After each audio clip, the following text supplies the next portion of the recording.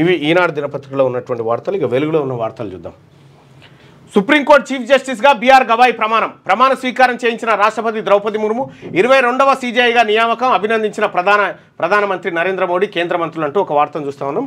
ఆ విజువల్స్ అది ఇప్పుడు ఇందాక అదే ఉన్నాయి.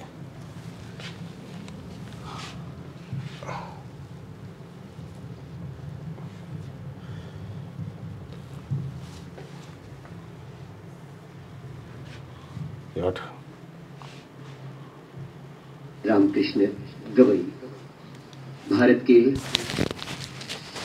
52वें मुख्य न्यायमूर्ति कहलाएंगे। इस समय सभी को इंतजार है केंद्रीय मंत्रिमंडल के मंत्री अमित शाह जी, अंगरक्षक दल के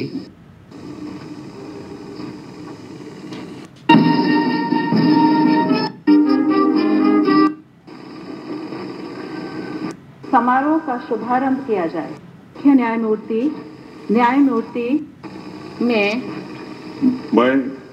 भूषण रामकृष्ण गवई जो भारत के उच्चतम न्यायालय का मुख्य न्यायमूर्ति नियुक्त हुआ हूँ, जो भारत के उच्चतम न्यायालय का मुख्य न्यायमूर्ति नियुक्त हुआ हूँ, सत्यनिष्ठा से प्रतिज्ञा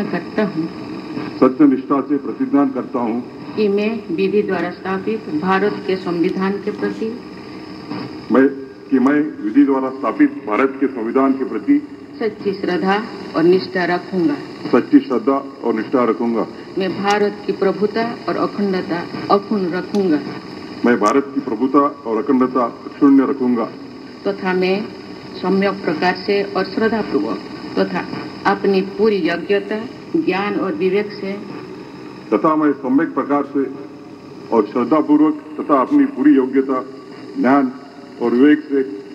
अपने पद के कर्तव्यों का भय या पक्षपात अनुराग या देश के बिना पालन